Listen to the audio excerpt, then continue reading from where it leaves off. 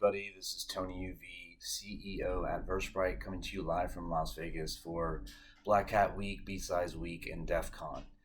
Some interesting news today. This particular post is going to be revolving around three key things. Number one, it's going to be introducing the importance of geopolitical themes as it relates to organizational security risk.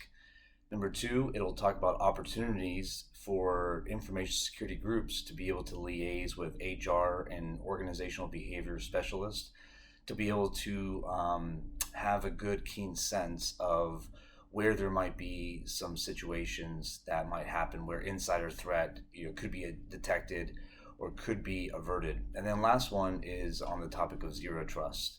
So let's begin with the news piece that caught my attention this morning very early because I'm still on East Coast time myself. And it was an ex-employee from Twitter that was found to be feeding information to the Saudis around dissidents on the platform that were speaking against the Saudi government.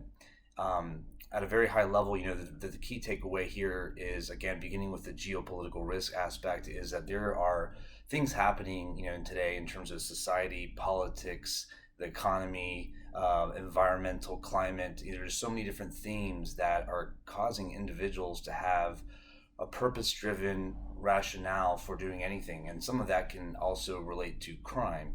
So it's important for every organization, especially a multinational organization, to be able to know what is the attack surface of information that employees have access to, right? In this case, it was Twitter with access to, the Twitter platform by an employee. And then secondly is to be able to understand, what are some possible threat patterns given the climate that we have, So I could dive in for about 2 hours just on the Twitter case in terms of an overall organizational threat model, but I'll save that maybe for a talk or something.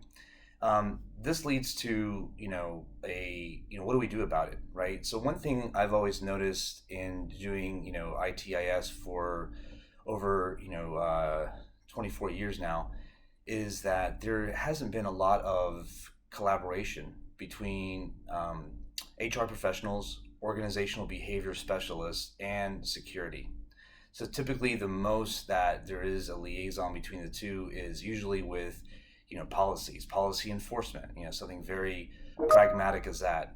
And so there's an opportunity here, especially as it relates to insider risk, to be able to understand and do an organizational threat model in conjunction with key departments, one of which is your HR team, or if there's a resident organizational behavior specialist that is looking at culture and integration and value systems at an individual and broader level. That is super important in order to be able to weed out or identify, better said, possible organizational risk issues that could stem from some of these geopolitical themes.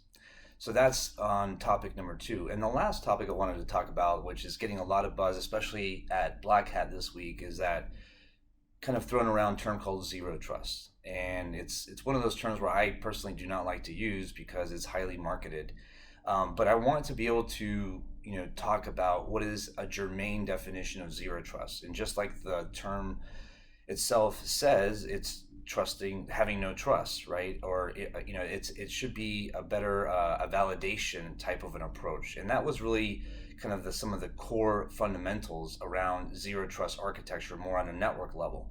Applying this on a broader threat model level, especially an organizational level, it's being able to look at information flows, access control mechanisms, workflows, request mechanisms within an organization to see that there's a validation system and there's a level of always distrusting activities even when authentication or authorization happens.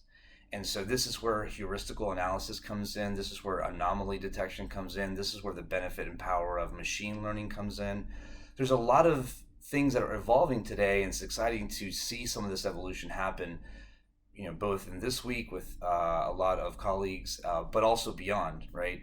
To be able to see what sort of evidence or activities within an organization can be symptomatic of an insider risk.